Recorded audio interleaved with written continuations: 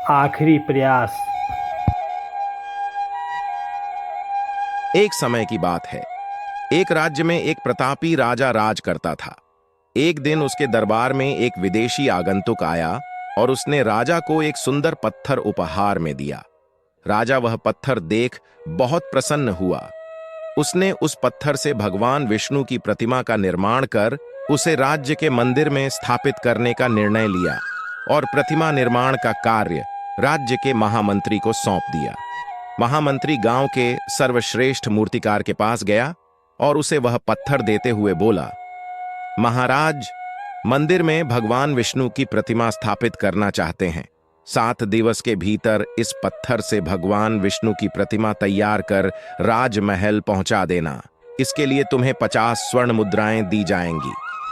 50 स्वर्ण मुद्राओं की बात सुनकर मूर्तिकार खुश हो गया और महामंत्री के जाने के उपरांत प्रतिमा का निर्माण कार्य प्रारंभ करने के उद्देश्य से अपने औजार निकाल लिए।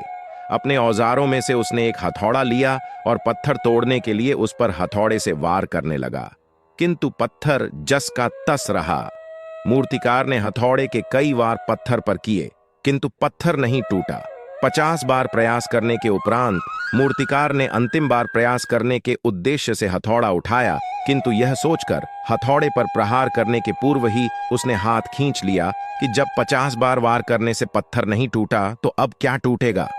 वह पत्थर लेकर वापस महामंत्री के पास गया और उसे यह कह वापस कराया कि इस पत्थर को तोड़ना नामुमकिन है, इसलिए इससे भगवान विष्णु की प्रतिमा नहीं बन सकती।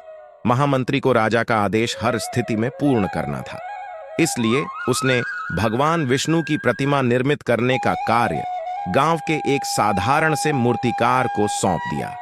पत्थर लेकर मूर्तिकार ने महामंत्री के सामने ही उस पर हथौड़े से प्रहार किया और वह पत्थर एक बार में ही टूट गया। पत्थर टूटने के बाद मूर्तिकार प्रतिमा बनाने में जुट गया। इधर महामंत्री सोचने लगा कि काश पहले मूर्तिकार ने एक अंतिम प्रयास और किया होता तो सफल हो गया होता और 50 स्वर्ण मुद्राओं का हकदार बनता। कहानी से सीख मित्रों, हम भी अपने जीवन में ऐसी परिस्थितियों से दो चार होते रहते हैं। कई बार किसी कार्य को करने के पूर्व या किसी समस्या के सामने आने पर उसका निराकरण करने के पूर्व ही हमारा आत्मविश्वास डगमगा जाता है और हम प्रयास किए बिना ही हार मान लेते हैं। कई बार हम 1-2 प्रयास में असफलता मिलने पर आगे प्रयास करना छोड़ देते हैं, जबकि हो सकता है कि कुछ प्रयास और करने पर कार्य पूर्ण हो जाता या समस्या का समाधान हो जाता। यदि जीवन में सफलता प्राप्त करनी है तो बार बार असफल होने पर भी तब तक प्रयास करना नहीं छोड़ना चाहिए जब तक सफलता नहीं मिल जाती। क्या पता जिस प्रयास को करने के पूर्व हम हाथ खींच लें वही हमारा अंतिम प्रयास हो और उसमें हमें कामयाबी प्राप्त हो जाए। और